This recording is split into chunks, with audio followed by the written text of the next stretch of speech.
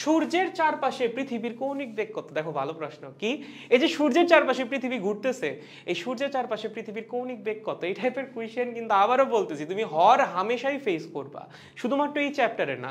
যেমন এই যে তুমি ম্যাথটা সলভ করলা, এটা স্ট্যাটিক ইলেকট্রিসিটিতেও আসতে পারে সেকেন্ড পেপারের চ্যাপ্টার 2-তে। এই যে তুমি এখন যে ম্যাথটা করবা সেটা নিউটনিয়ান মেকানিক্সেও আসতে পারে, সেটা গ্র্যাভিটি মানে চ্যাপ্টার 6-এও আসতে পারে। সো এই কেন্দ্রমুখী বলের কনসেপ্ট তোমার ফিজিক্সে ফেস করতে থাকতেই হবে, শুধুমাত্র এখন না, পরবর্তীতে যদি ইঞ্জিনিয়ারিং এ যাও তখনও লাগবে। ওকে, আচ্ছা কি বলছে? সূর্যের চারপাশে পৃথিবীর কৌণিক বেগ কত? এই ম্যাথটা দুই ভাবে সলভ করা যায়। একটা হচ্ছে এই যে সূর্যের চারপাশে পৃথিবী 365 দিনে ঘুরতেছে এইটা দিয়ে, আর একটা হচ্ছে কেন্দ্রমুখী বলের কনসেপ্ট দিয়ে। দুইটা দিয়ে আমরা একটু করি, দেখবা যে রেজাল্ট কাছাকাছি চলে আসতেছে।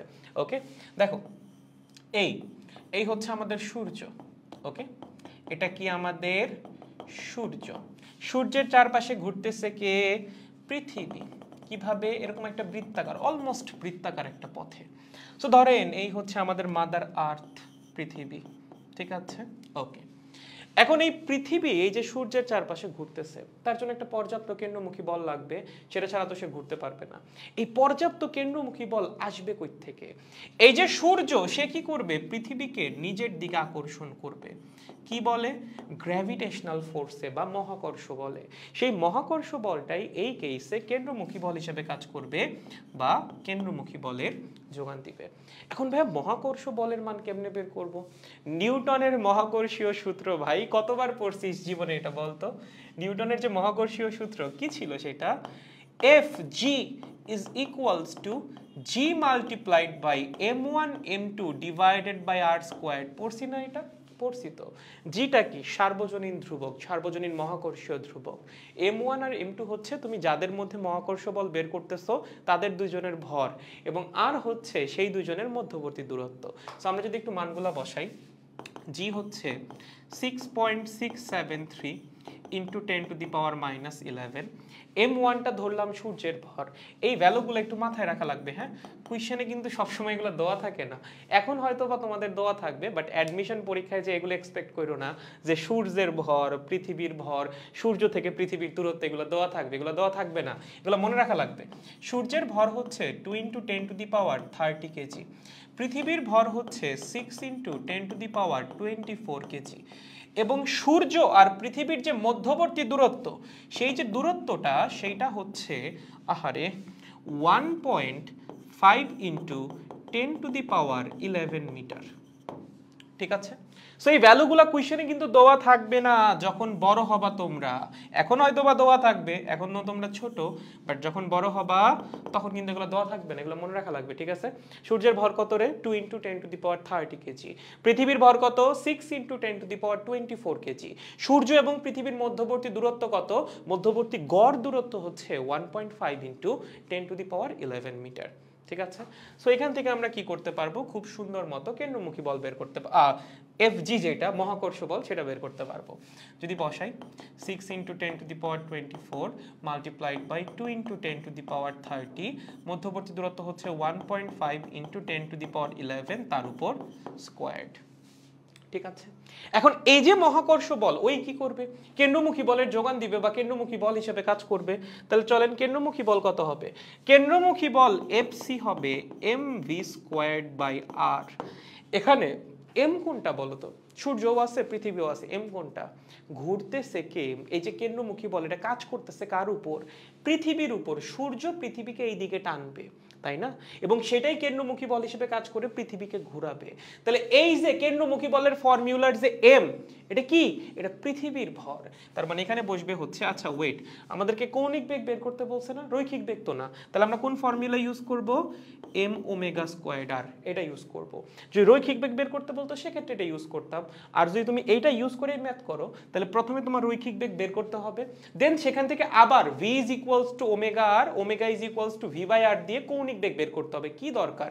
সরাসরি একবারই ফর্মুলা লিখে দিব। ঠিক আছে, ওকে। এখানে mটা কি? m হচ্ছে পৃথিবীর ভর, সেটা কত? 6 into 10 to the power 24। Omega হচ্ছে সূর্যের চারপাশে পৃথিবীর কৌণিক বেগ, সেটা ওমেগা স্কোয়ার্ড রয়ে গেল। আর কি? সূর্য এবং পৃথিবী এই যে পৃথিবী সূর্যের চারপাশে ঘুরতেছে, একটা বৃত্তাকার পথে ঘুরতেছে, সেই বৃত্তাকার পথের যে ব্যাসার্ধ সেটাই হচ্ছে আর।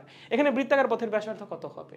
ভাই সূর্য কেন্দ্রে আছে, পৃথিবী পরিধিতে আছে, তাদের মধ্যবর্তী দূরত্বটাই কি বৃত্তাকার পথের ব্যাসার্ধ না? এইটাই বৃত্তাকার পথের ব্যাসার্ধ 1.5 ইন্টু 10⁻11। ঠিক আছে, ওকে। তাহলে এটা হচ্ছে মহাকর্ষ বল যেটা সূর্য পৃথিবীকে দিচ্ছে, এবং এই বলটাই এই কেন্দ্রমুখী বলের সাপ্লাই দিচ্ছে। তার মানে এই দুইজন অবশ্যই সমান। তাহলে আমরা বলতে পারি Fg is equals to Fc, okay. Fg is equals to what? Fc। Fg কত রে? এই যে এতক্ষণ ধরে বের করলা, এটা হচ্ছে Fg 6.673 ইন্টু 10⁻11। একটা ভর হচ্ছে 6 ইন্টু 10⁻24, আর একটা হচ্ছে 2 ইন্টু 10⁻30। মধ্যবর্তী দূরত্ব 1.5 ইন্টু 10⁻11 তার উপর স্কোয়ার্ড। ঠিক আছে, আর এফসি কত? এফসি আমরা মাত্র বের করলাম mv স্কোয়ার্ড বাই আর, যেখানে এমটা ছিল পৃথিবীর ভর 6 ইন্টু 10⁻24, mv স্কোয়ার্ড বাই আর না, দুঃখিত, আমরা করতেছি m ওমেগা স্কোয়ার্ড আর দিয়ে, কারণ আমাদের ওমেগার মানটা দরকার। সো m ছিল আমাদের 6 ইন্টু 10⁻24, ওমেগা স্কোয়ার্ডের মতো ছিল, আর এর মান ছিল 1.5 ইন্টু 10⁻11। এখন দেখো এটা তো দুই পাশ থেকে কাটাকাটি চলে যাবে, তাহলে ওমেগার মান কত হবে? ওমেগা হবে হচ্ছে 6.673 into 10⁻11 into 2 into 10⁻30 divided by 1.5 into 10⁻11 cube. কারণ এই পাশে একটা আছে, ওইটা এই পাশে চলে আসলে নিচে স্কোয়ার ছিল, কিউব হয়ে যাবে। আর এই পাশে কি ছিল? ওমেগা স্কোয়ার ছিল, বাট তোমার তো লাগবে ওমেগা, তার মানে পুরা জিনিসটাকে করতে হবে রুট। রুট দেওয়ার আগে যে জিনিসটা ছিল সেটা ছিল ওমেগা স্কোয়ার্ডের মান, সেখান থেকে ওমেগার মান কেমনে বের করবা? রুট করলেই হয়ে যাবে। তাহলে চলেন আমরা রুট করি, অ্যান্সার বের করি। উপরে হচ্ছে 6.673 ইন্টু 10⁻11, হাতে ক্যালকুলেটর নাও, ক্যালকুলেশন স্পিড কিন্তু বাড়াইতে হবে ক্যালকুলেটরে। এমনি করে দিলাম 6, তারপর ভাইয়া খুঁজতেছি দশমিক কোথায় ভাইয়া, এরকম হওয়া যাবে না।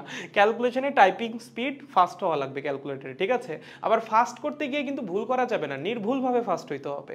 তাহলে চলো, উপরে 6.673 into 10⁻11 multiplied by 2 into 10⁻30 divided by 1.5 into 10⁻11 তার উপর হচ্ছে কিউব।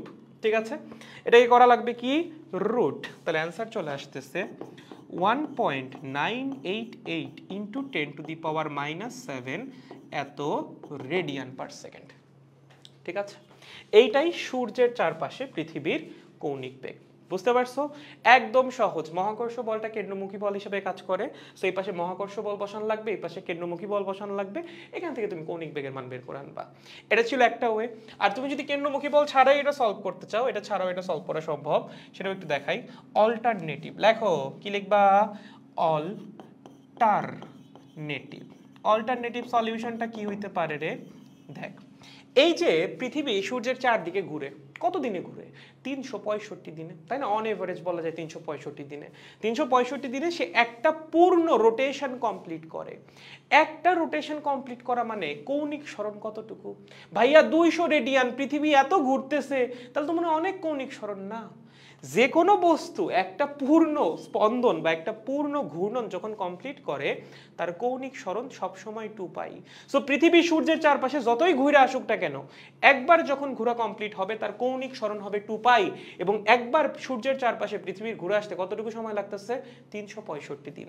তার মানে 365 ইন্টু 86,400 এত সেকেন্ড লাগতেছে, কারণ একদিনে 86,400 সেকেন্ড, 365 দিনে 86,400 মাল্টিপ্লাইড বাই 365 সেকেন্ড। এত সময়ে পৃথিবী সূর্যের চারপাশে একবার ঘুরে আসবে। একবার ঘুরে আসা মানে কৌণিক সরণ 2π রেডিয়ান। তাহলে 1 সেকেন্ডে কৌণিক সরণ কতটুকু হবে? 2π ডিভাইডেড বাই 365 ইন্টু 86,400 রেডিয়ান, এবং 1 সেকেন্ডে যে কৌণিক সরণ সেটাই কৌণিক বেগ। এখান থেকে ক্যালকুলেট করো, কাছাকাছি মান আসবে। আসলে কি আসবে রে? 3.14 ডিভাইডেড বাই হচ্ছে 365, ওকে, ডিভাইডেড বাই হচ্ছে 86,400। হ্যাঁ, এই যে 1.99 ইন্টু 10⁻⁻7 এত রেডিয়ান পার সেকেন্ড। মানে ভ্যালুস তো সব একদম অ্যাকুরেট না, but it is very very close. এটা 1.99 into 10 to the power minus 7, এটা 1.988 into 10 to the power minus 7, বুঝছো? So this can B a solution যদি কেন্দ্রমুখী বল দিয়ে করতে চাও। আর তুমি যদি নর্মালি করতে চাও, একটু চালাক হও, কেন্দ্রমুখী বল আসলে লাগবেই না, তুমি এমনিতেই সলভ করে ফেলতে পারবা। ঠিক আছে, খুবই সহজ, আই থিঙ্ক